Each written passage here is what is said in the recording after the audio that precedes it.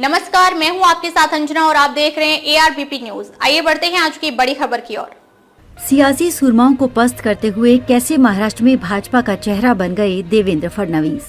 2013 में समझौते का चेहरा बन देवेंद्र फडणवीस बीजेपी प्रदेश अध्यक्ष बन गए थे, लेकिन अब फडणवीस बीजेपी का एकमात्र चेहरा बन गए हैं। फडणवीस ने इस दौरान कई सियासी सुरमाओं को पस्त किया है। इनमें से कुछ अपने थे तो कुछ बाहरी। कभी भारतीय जनता पार्टी में समझौते का चेहरा रहे देवेंद्र फडणवीस अब महाराष्ट्र बीजेपी का एकमात्र चेहरा बन गए हैं। ये तीसरी बार है जब महाराष्ट्र में किसी नेता को बीजेपी ने मुख्यमंत्री पद के लिए नामित किया है। ब्राह्मण समुदाय से ताल्लुक रखने वाले फडणवीस 2014 में पहली बार मुख्यमंत्री बनाए गए थे। 2024 में जब बीजेपी फिर से खुद का मुख्यमंत्री बनाने की स्थिति में आई तो सीएम पद के लिए कई नामों की चर्चा शुरू हो गई, लेकिन मुख्यमंत्री पद के लिए आखिरी मुहर फडणवीस के नाम पर ही लगी। देवा भाव के नाम से मशहूर फडणवीस ने अपने करियर की शुरुआत अखिल भारतीय विद्यार्थी परिषद से की थी।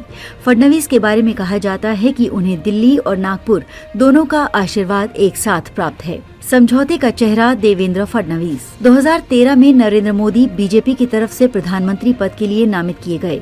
इसके बाद संगठन में बड़े स्तर पर फेरबदल का काम शुरू हुआ। इसी कड़ी में महाराष्ट्र में भी बीजेपी ने प्रदेश अध्यक्ष बदलने का फैसला किया। नए अध्यक्ष के लिए लॉबिंग तेज हो गई। महाराष्ट्र की सियासत में उस वक्त नितिन गडकरी और गोपीनाथ मुंडे गुट का दबदबा था। गडकरी सुधीर मुंगटीवार तो मुंडे एकनाथ खड़से को अध्यक्ष बनाना चाहते थे। कहा जाता है कि दोनों गुटों की दावेदारी को खारिज करते हुए बीजेपी ने देवेंद्र फडणवीस को अध्यक्ष की कुर्सी दे दी। फडणवीस उस वक्त विधायक थे। नागपुर से होने की वजह से RSS के भीतर भी उनकी अच्छी पैठ थी। देश में नरेंद्र, महाराष्ट्र में देवेंद्र। 2024 के लोकसभा और विधानसभा चुनाव जीतने के बाद महाराष्ट्र में एक नारा काफी लोकप्रिय हुआ। नारा था, देश में नरेंद्र, महाराष्ट्र में देवेंद्र। बीजेपी ने देवेंद्र फडणवीस को महाराष्ट्र में मुख्यमंत्री की कुर्सी सौंप दी। फडणवीस 2014 से 2019 तक मुख्यमंत्री रहे। 2019 में उनके चेहरे को ही आगे कर बीजेपी मैदान में उतरी। महाराष्ट्र के चुनाव में सबसे बड़ी पार्टी भी बनी, जिसके बाद फडणवीस को विधायक दल का नेता चुना गया, लेकिन बहुमत न होने की वजह से फडणवीस को सीएम की कुर्सी छोड़नी पड़ गई। फडणवीस इसके बाद नेता प्रतिपक्ष बनाए गए। 2022 में एकनाथ शिंदे की बगावत के बाद सरकार बनाने में फडणवीस ने बड़ी भूमिका निभाई। फडणवीस सरकार में डिप्टी सीएम बनाए गए। उन्हें गृह और वित्त जैसा विभाग सौंपा गया। बीजेपी के बड़े नेता भी पिछड़े।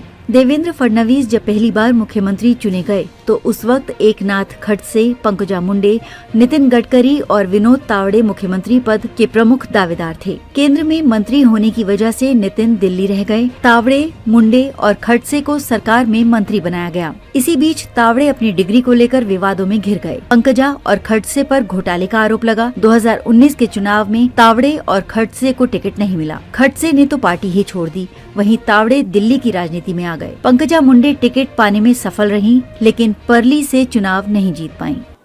अब तक के लिए बस इतना ही। फिर मिलते हैं कैसे ही बड़ी खबर के साथ। तब तक के लिए नमस्कार और देखते रहिए ARBP न्यूज। अगर आपको वीडियो पसंद आई हो तो लाइक करिए व शेयर करें। ऐसे लेटेस्ट अपडेट पाने के लिए बेल आइकन प्रेस करना ना भूलें। अगर आप हमें फेसबुक या फिर इंस्टा के माध्यम से देख रहे हैं तो हमारे पेज को फॉलो जरूर करें। धन्यवाद।